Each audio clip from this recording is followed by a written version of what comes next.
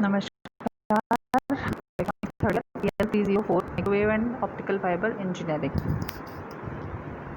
इस विषय का यूनिट नंबर 2 का टॉपिक रिफ्लेक्स क्लेस्ट्रॉन हम इस लेक्चर में कवर करेंगे।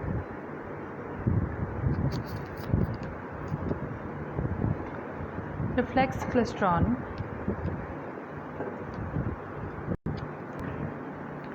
ये सिंगल कैविटी होता है और रिफ्लेक्शन या रिफ्लेक्स एक्शन पर ये कार्य करता है। एक ही कैविटी जो है वो दोनों मॉड्यूलेशन एंड डीमॉड्यूलेशन के काम आती है। रिपेलर इलेक्ट्रोड लगी होती है इसके दूसरे एंड पर। पहले एंड पर कैथोड होती है जो कि इलेक्ट्रॉन्स एमिट करने का कार्य करती है और दूसरे एंड पर लगी होती है रिपेलर इलेक्ट्रोड। रिपेलर इलेक्ट्रोड द्वारा इलेक्ट्रॉन बीम को रिपेल कर दिया जाता है वापस कैविटी की तरफ, तो इसलिए इसे रिफ्लेक्स क्लेस्ट्रॉन, क्योंकि रिफ्लेक्स एक्शन है जिस पर कि low weight, low power consumption and low cost, ये तीन इसके प्लस पॉइंट्स हैं। अब इसकी कंस्ट्रक्शन की तरफ हम चलते हैं। कंस्ट्रक्शन के लिए इसका डायग्राम करते हैं। जैसा कि 2 कैविटी क्लेस्ट्रॉन एम्पलीफायर में हमने देखा था, एक कांच की ट्यूब होती है, वैक्यूम जिसमें होता है। उस ट्यूब के एक तरफ कैथोड लगा होता है और दूसरी तरफ रिपेलर इलेक्ट्रोड लगी होती है। कैथोड इलेक्ट्रॉन गन होती है इसमें और ये इलेक्ट्रॉन्स एमिट करने का कार्य करती है।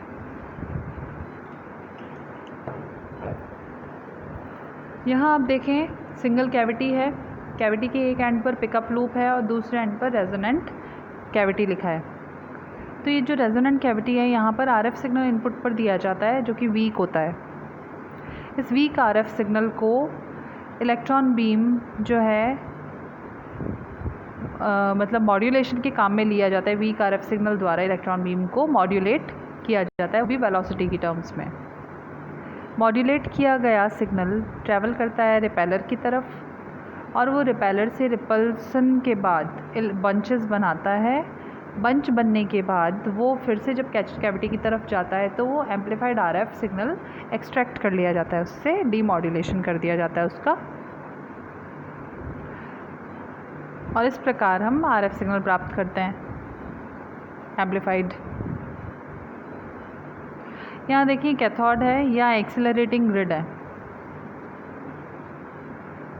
यहाँ पर आप देखें एक्सेलरेटिंग ग्रिड के बाद में यहाँ पे भी कुछ कंट्रोल ग्रिड्स हैं जो कि बीम को शेप में रखने के काम आती हैं। जो कैथोड है वो नेगेटिव चार्ज होता है और उससे ज़्यादा नेगेटिव चार्ज होता है रिपेलर इलेक्ट्रोड। एक्सेलरेटिंग ग्रिड जो है वो पॉजिटिव वोल्टेज होता है उसको, जिससे कि इलेक्ट्रॉन बीम एक्सेलरेट हो। तो ये इसका बेसिक कंस्ट्रक्शन है। इसके बाद हम देखें वर्क।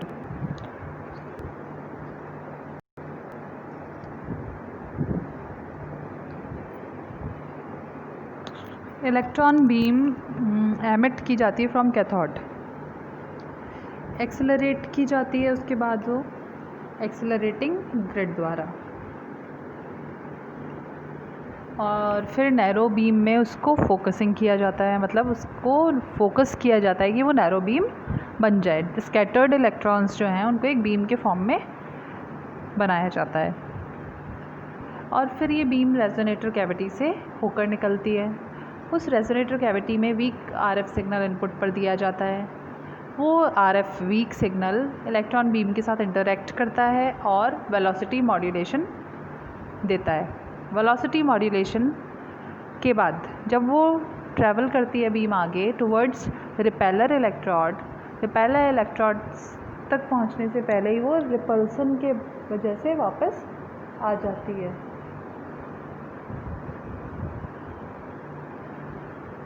कैविटी की तरफ। तो जब वो वापस कैविटी की तरफ आ जाती है तो जो ड्रिफ्ट स्पेस है, यानी कैविटी से रिपेलर इलेक्ट्रोड के बीच का स्पेस, वहाँ वो बंच बना चुकी की होती है। और वो जो बंच के फॉर्म में जब वो वापस लौट कर कैविटी में आती है तो बंच जो है वो रिपेलर इलेक्ट्रोड वो बंच जो है वो RF सिग्नल एम्पलीफाइड फॉर्म में आउटपुट पर देता है। जितने ज़्यादा बंचेस होंगे उतना ही एम्पलीफिकेशन ज़्यादा होगा। रिपेलर इलेक्ट्रोड को कैथोड के कंपैरिजन में बहुत ज़्यादा नेगेटिव वोल्टेज पर रखा जाता है। ऐसा इसलिए किया जाता है क्योंकि इलेक्ट्रॉन बीम जो है वो रिपेलर इलेक्ट्रोड तक पहुँचे ना, उससे पहले ही वो वापस उस तक आ जाए, कैविटी तक। बंचिंग एंड RF एम्पलीफिकेशन का हम थोड़ा सा एक आइडिया ले लेते हैं। रिपेलर वोल्टेज को इस तरह से एडजस्ट किया जाता है दैट मैक्सिमम बंचिंग वो ड्रिफ्ट स्पेस में हो जाए। जब मैक्सिमम बंचिंग ड्रिफ्ट स्पेस में हो जाएगी, मतलब इलेक्ट्रॉन की एंट्री के टाइम पर, maximum bunching gives maximum amplified output. ये जो एम्पलीफाइड RF है इसको पिकअप लूप द्वारा कलेक्ट कर लिया जाता है और mainly 3 power sources are required.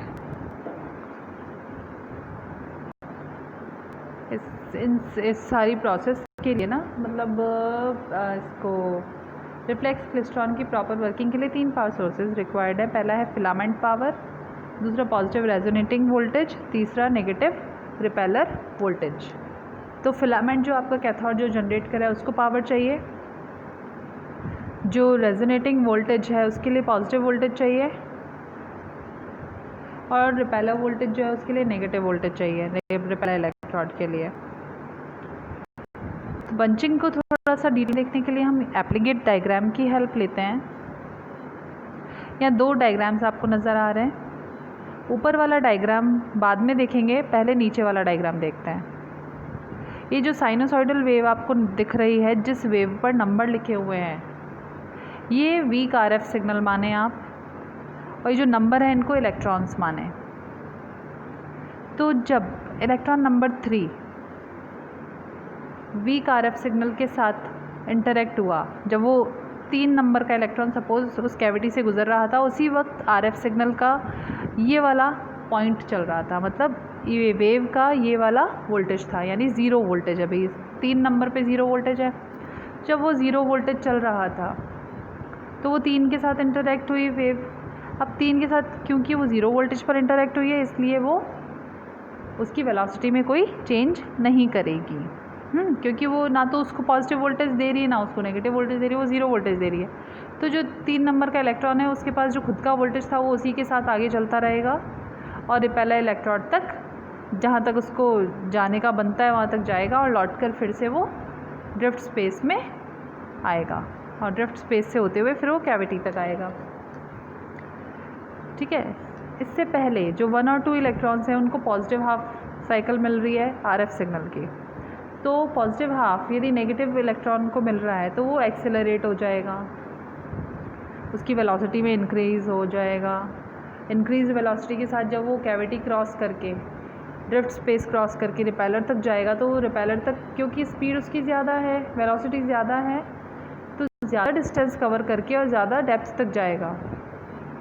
और ज़्यादा डेप्थ तक जा रहा है तो जब वो लौट कर आएगा तो डेप्थ तक जाना और लौट कर आना, वो ज़्यादा डिस्टेंस कवर करेगी उसे, तो लौट कर आएगा तो लगभग वो इलेक्ट्रॉन नंबर 3 जितने ही टाइम पर लौट कर कैविटी तक आएगा। सिमिलरली इलेक्ट्रॉन्स 4 और 5 और 6 ये हैं नेगेटिव हाफ साइकिल के इलेक्ट्रॉन्स। तो जब ये नेगेटिव हाफ साइकिल वाले इलेक्ट्रॉन्स मतलब जब RF सिग्नल की नेगेटिव हाफ साइकिल के साथ ये इलेक्ट्रॉन्स इंटरेक्ट करेंगे तो इनकी वेलोसिटी कम हो जाएगी। कम वेलोसिटी के साथ ये रिपेलर इलेक्ट्रोड तक जाएंगे तो ज़्यादा दूरी तक नहीं जा पाएंगे क्योंकि धीरे धीरे चल रहे होंगे, तो कम डिस्टेंस से फिर उनको रिपल्सन मिल जाएगा तो लौट के वापस आ जाएंगे। तो ये लगभग उसी टाइम पर वापस आएंगे लौट कर जितने टाइम पर कि इलेक्ट्रॉन नंबर 1, 2 और 3 आए हैं। तो ये तीनों 6 एक जगह मिल जाएंगे। अभी एक जगह मिल गए तो इसका मतलब बंच बना। अब ये बंच जब वापस कैविटी पर आएगा तो वो एम्पलीफाइड RF सिग्नल देगा जिसे कि पिकअप लूप द्वारा पिकअप कर लिया जाएगा। और ये जो एम्पलीफाइड सिग्नल है इसको फिर फर्दर प्रोसेसिंग के लिए एंड फॉर फर्दर एप्लीकेशंस के लिए आगे भेजा जाता है।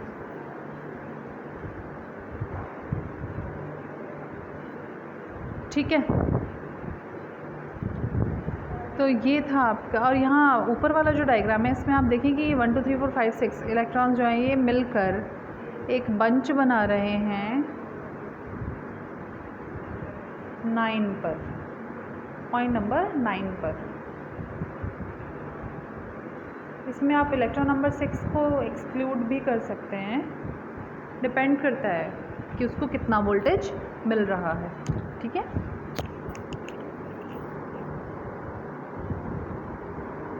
इसके बाद एप्लीकेशन और एफिशिएंसी वगैरह की बात कर लें। इसकी फ्रिक्वेंसी जो है, परफॉर्मेंस की यदि हम बात करें तो फ्रिक्वेंसी 4 से 200 गीगाहर्ट्ज़ की होती है। बैंडविड्थ इसकी ±30 megahertz for 10 volt ±10 volt. Power 1 milliwatt से 2.5 वाट। थ्योरेटिकल एफिशिएंसी इसकी 22 से 23% तक होती है, बट प्रैक्टिकल इज़ 10 to 20%। इसका ट्यूनिंग रेंज जो है वो 5 गीगाहर्ट्ज़ होता है 2 वाट एंड 30 गीगाहर्ट्ज़ एट 10 मिलीवाट।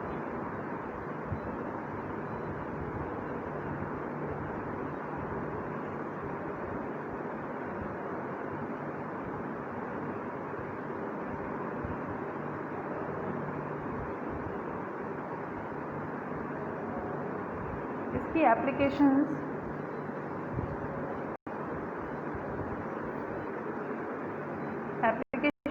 इसकी देखें तो रडार रिसीवर में काम में आता है रिफ्लेक्स क्लेस्ट्रॉन, और लोकल ऑसिलेटर में काम आता है माइक्रोवेव रिसीवर्स के। सिग्नल सोर्स इन microwave generator off variable frequency, और माइक्रोवेव लिंक्स में पोर्टेबल माइक्रोवेव लिंक्स जो हैं उनमें ये काम आता है।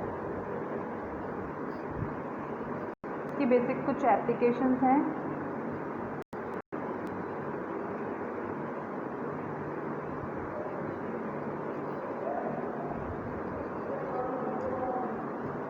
अच्छा, एक इसका बेसिक जो वेलोसिटी मॉड्यूलेशन का और आरएफ एम्प्लीफिकेशन का प्रिंसिपल है, उसमें एक लाइन मैं ऐड करना ये चाहूँगी कि वेलोसिटी मॉड्यूलेटेड बंच्ड इलेक्ट्रॉन्स, यानी बंच बने हुए इलेक्ट्रॉन्स अपनी काइनेटिक एनर्जी लूज़ करते हैं कब? जब वो positive peak of RF voltage cycle से इंटरेक्ट करते हैं। जब पॉजिटिव पीक आता है आरएफ का, तब ये अपनी काइनेटिक एनर्जी लूज़ कर देते हैं, बंच वाले इलेक्ट्रॉन्स, है ना, क्योंकि आरएफ वीक तो चल ही रहा है। This loss of energy is दस ट्रांसफर्ड टू द कैविटी। ये जो एनर्जी लूज़ करते हैं, ये एनर्जी कैविटी को ट्रांसफ़र कर दी जाती है और एम्प्लीफाइड आरएफ पावर प्राप्त कर दी जाती है।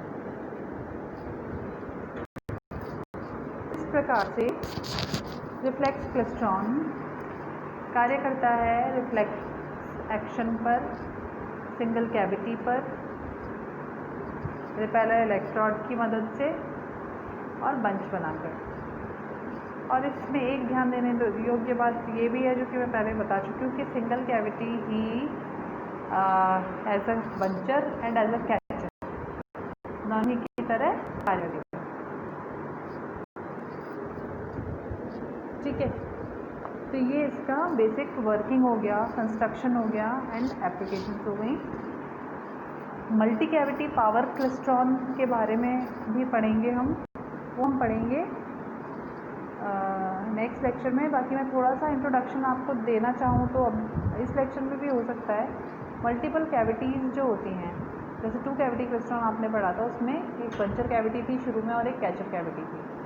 मल्टी कैविटी जो होगी उसमें बंचर और कैचर के बीच की जो ड्रिफ्ट स्पेस थी 2 कैविटी में,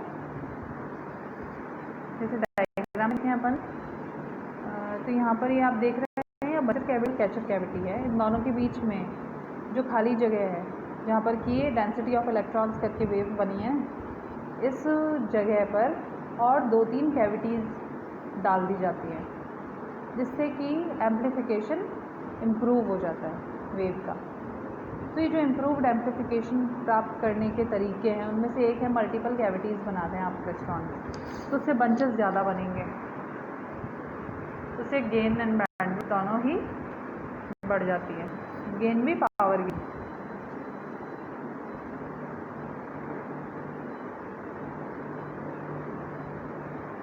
तो जो 2 कैविटी है ये वाला क्लेस्ट्रॉन है, इसको लो पावर की वजह से लोकल ऑसिलेटर्स में यूज़ किया जाता है।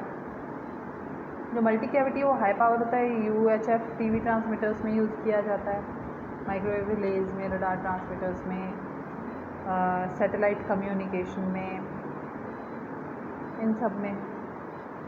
और बाकी जो बेसिक वर्किंग प्रिंसिपल हैं वो लगभग सेम है दोनों का, मल्टी कैविटी का भी और 2 कैविटी क्लेस्ट्रॉन एम्पलीफायर का वर्किंग बिल्कुल सेम है। और बाकी कंस्ट्रक्शन जो है उसमें थोड़ा सा डिफरेंस है, नंबर ऑफ़ कैविटीज़ में वो भी, और कहीं नहीं।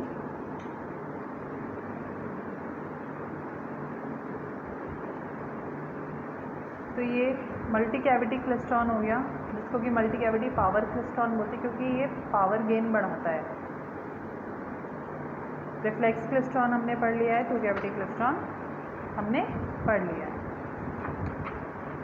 इसके बाद हम मैग्नेट्रॉन देखेंगे नेक्स्ट क्लास में। मैग्नेट्रॉन का कंस्ट्रक्शन, वर्किंग एंड एप्लीकेशंस।